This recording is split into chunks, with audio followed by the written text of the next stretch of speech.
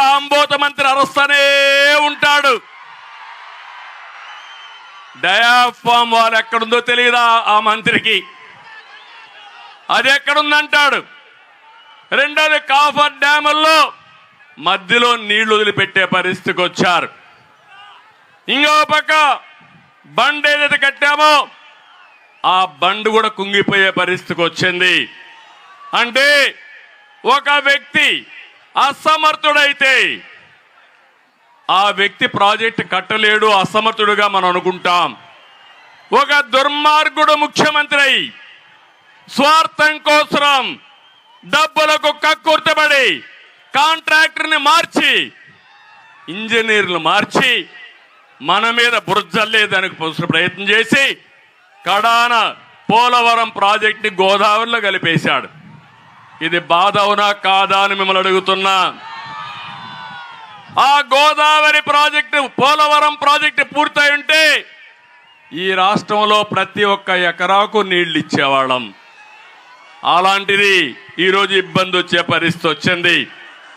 ఇక్కడే మీరు ఒక విషయం గుర్తుపెట్టుకోవాలి, ప్రాజెక్టులే కాదు కనీసం కాలువల్లో కూడా పుడికి తీయడం లేదు ఈ ముఖ్యమంత్రి. అలాంటి దౌర్భాగ్యం ఈరోజు. మామూలుగా ప్రభుత్వం ఎవరైనా కాంట్రాక్టర్ పని చేయకపోతే ఆ కాంట్రాక్టర్ని బ్లాక్ లిస్ట్ లో పెడతాం. ఇప్పుడు కాంట్రాక్టర్ ప్రభుత్వాన్ని బ్లాక్ లిస్ట్ పెట్టి మీ పనులు మేము చెయ్యమని చెప్పే పరిస్థితికి వచ్చారంటే ఎలాంటి పరిస్థితి ఉందో మీరు ఒక్కసారి ఆలోచించండి. ఒకప్పుడు రైతులే ఆత్మహత్యలు, ఇప్పుడు కాంట్రాక్టర్లు ఆత్మహత్యలు చేసుకుంటున్నారు. ఏమనాలి ఈ ప్రభుత్వం ఘనత అని మిమ్మల్ని అడుగుతున్నా.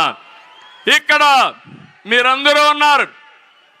ఈ జిల్లాలో ఏదైతే చింతలపూడి లిఫ్ట్ ఇరిగేషన్ పూర్తి చేస్తే 36 మండలాల్లో నీళ్లు వచ్చేటివి. నాకు బాగా జ్ఞాపకం, సమైక్య ఆంధ్రప్రదేశ్లో ఒకేసారి నీళ్లు ఈ ప్రాంతానికి తీసుకొచ్చాను. అంటే Nagarjuna Sagar left main canal ఉంది, అది ఎక్కడి నుంచి వస్తుందంటే నల్గొండకెళ్ళి ఖమ్మానికి వెళ్ళి తిరువూరుకు వచ్చి ఇక్కడ నూజివీడు మిగిలిన ప్రాంతాలకు పోతుంది. ఆ రోజు ఎంఆర్ఓల్ని, డిఎస్పీల్ని, ఆర్డీఓల్ని పెట్టి పోలీస్ ఎస్కార్ట్ పెడితే ఒక్కసారే నీళ్లు తీసుకొచ్చా. ఆ అనుభవం నాకు గుర్తుంది. అందుకే నేను ఆలోచించాను, చింతలపూడి లిఫ్ట్ ఇరిగేషన్ 4,900 కోట్ల రూపాయలు దీన్ని పూర్తి చేసి కృష్ణా జిల్లాలో తిరువూరు కానీ, నందిగామ కానీ, లేక పక్కనుండే మైలవరం కానీ, నూజివీడు కానీ, గన్నవరం కానీ, జగ్గైపేట ఇవన్నిటికి నీళ్లు వచ్చే అవకాశం ఉంటుంది. అలాంటి ప్రాజెక్టు చేస్తే వీళ్ళు కనీసం ₹1 ఖర్చు పెట్టలేదు. 3,450 కోట్లు ఖర్చు పెట్టాం. ఈ తిరువూరు సభలో మీకు హామీ ఇస్తున్నా, ఈ ప్రాజెక్ట్ ని పూర్తి చేసే బాధ్యత తెలుగుదేశం ప్రభుత్వం తీసుకుంటాం. ఇదే కాకుండా 410 కోట్లతో ముక్తాల వద్ద లిఫ్ట్ ఇరిగేషన్ పెడితే పేరు మార్చాడు వేదాద్రిని.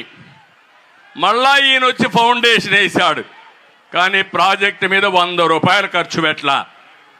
చిత్తశుద్ధి లేని ముఖ్యమంత్రి ఇష్టానుసారంగా చేసే పరిస్థితికి వచ్చాడు. ఇక్కడనే పిట్టలవారిగూడెం ఈ ప్రాంత ప్రజల చిరకాల వాంఛ 690 కోట్ల రూపాయల ప్రాజెక్టు, 50,000 ఎకరాలకు నీళ్లు వస్తాయి. దీన్ని పూర్తి చేసే బాధ్యత తెలుగుదేశం పార్టీ తీసుకుంటామని మీ అందరికీ హామీ ఇస్తున్నా. ఇదే కాకుండా ఈరోజు ఒక్క విషయం మీరు గుర్తుపెట్టుకోవాలి, మళ్ళా సాగు నీరు రావాలన్నా, రైతుల యొక్క బతుకులు బాగుపడాలన్నా తెలుగుదేశం జనసేన ప్రభుత్వం రావాలి. ఈ సైతాన్ ప్రభుత్వం పోవాలి. అప్పుడే సాధ్యం. మళ్ళా రైతే రాజుగా తయారు కావాలి. దానికోసం